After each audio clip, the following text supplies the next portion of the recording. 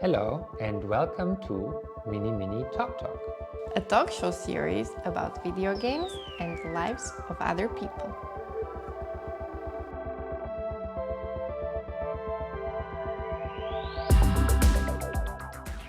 In this episode, we want to get back to our initial claim on how video games are not just a casual pastime, but tunnels into the past, the future, and the lives of other people. We got some credible reports from our viewers that our initial hypothesis has been observed by quite a few of you. There are indeed reports of tunnels opening in Mini Golf Golf. So, our plan has worked.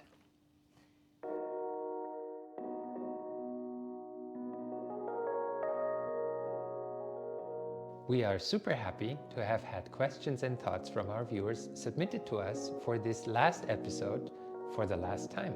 Our first letter today is from a viewer with the name MC. MC writes, "Hi there, Mini Talk Talk. I am not quite sure where you are or when you are, but I am glad that I found you. I am the kind of person who used to like to change it up every once in a while. You know, just so things didn't get boring. But then I found what I needed and I was happy. And when I lost it in a tragic accident, I did not know what to do. So I thought I'd change it up permanently, and a really big change too. One without second chances. I found you, Mini Talk Talk, after the change. And there will be no more changes from here on out. So I am glad I found you.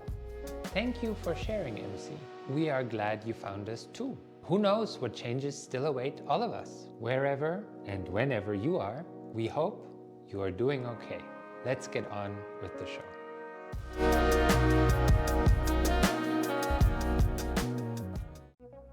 We ran Mini Talk Talk as an experiment to elicit social situations between humans and technology. Basically, we focus on video games as a particularly socially formative experience from our past and present, and then see if these experiences resonate over time into the future. We are pretty sure that technology is trans-temporal conduit, something that connects past, present, and the future. And it's the same with cultural practice. If we can reach back into our past and find technology that resonates with us today, why wouldn't the same thing happen with our future selves, or indeed other people that find themselves in similar situations in the future? And the outcome of this experiment has given us hope that our initial theory is correct and that it is worth investigating the correlation between video games, the resonance in social situations with technology, and the way we perceive time.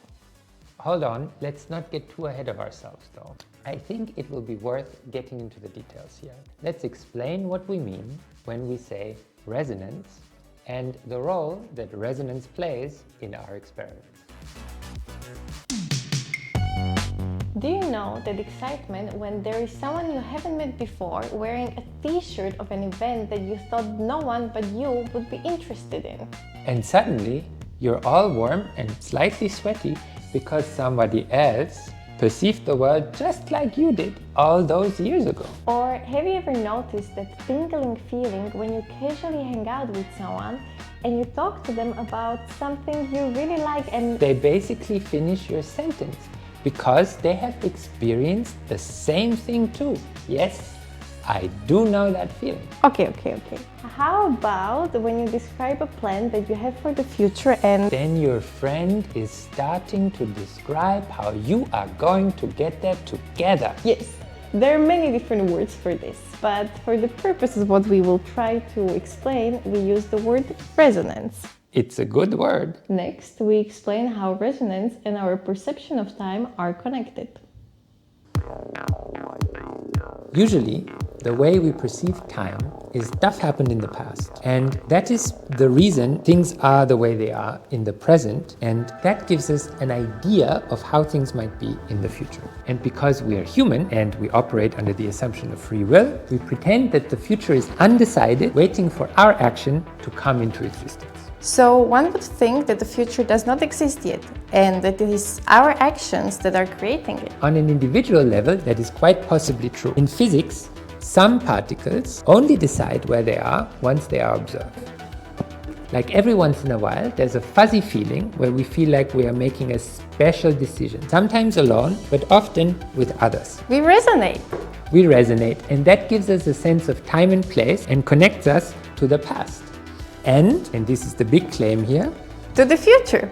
It situates us in time. our future may not be determined on an individual level. If you zoom all the way away from an individual person and more towards general social practice and societies and big picture stuff, basically if you apply the same logic from particle physics, where you look at atoms and then molecules, all the way up to mechanical objects, you can determine the future as a continuation of the states and decisions from the past. Technology is a sum of past decisions and creates cultural practice, and that extends into the future because it determines the way we interact with the world towards the future. So the future already exists because it is caused by the past. We might not know it because we only have a very limited view of what constitutes the past, so it is obviously hard to correctly make absolute predictions of the future. That does not mean that the future does not already exist though. Every time someone speculates on the future by continuing on the accumulated knowledge and cultural practice of the past, particularly when using technology, we are narrowing down the fuzziness of the possibility space of tomorrow. Fuzziness. It's a good word. The way we predict the future as humans is not the way physics predicts the future. We're not recreating a one-to-one representation of what a person does in the future or the specific state of an electron and where it's going to be in. We often predict the future in a narrative way. When we tell a story, for example, we make decisions based on resonances that shaped our lives, and these decisions project a possible future that, the moment it is observed by us and others, already has an impact on the potential of all the futures that could exist. So let's say I think of a future in which the European Commission decides to socialize heavy industries in order to create large-scale geoengineering projects to halt climate change. By manifesting this future, you have impacted the possibility space of all futures. You have now created a possibility for resonance. Connections between resonant points could be predictable. They cause one another, and I'm sure there's a logic connecting the ones from the past to the ones that are to come. So I think it's fair to claim that social resonance with technology should have some profound impact on space-time. What if the resonances are like gravity wells? And if they become quite strong, you create something like a wormhole through space-time. And then you could experience a glimpse of a past or future.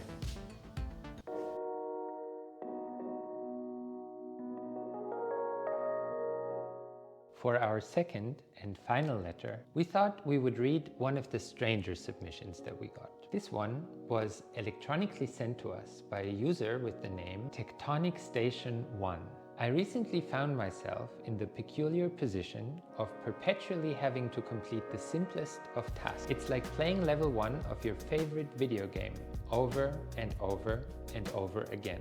Here's the kicker though. In order to prevent an enormous calamity, I have to complete the task on my first try. It's like walking in a straight line but at the edge of a cliff. And this got me thinking, the sense of accomplishment when achieving something is part of the reason we continue to engage in ever-changing experiences. Do you think this drive is what got us to destroy any form of balance in our ecosystem? Do you think it would make sense for a future version of ourselves to merge with entities that find it easier to negotiate a sustainable interaction with their surroundings? Or at least are capable of doing mundane yet crucial tasks consistently, just asking for a friend? Thank you for your submission. Thank you all for your interest in Mini Talk Talk. For the last time now, back to the studio.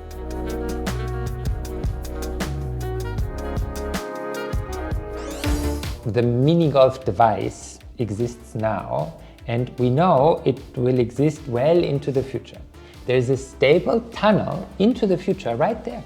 It would be interesting to explore how the concepts of decision-making, observation, and practice would relate to how our futures are created. What if our climate models, for example, would not just be related to particle interactions, but to concepts of knowledge, policy decisions, and social practice?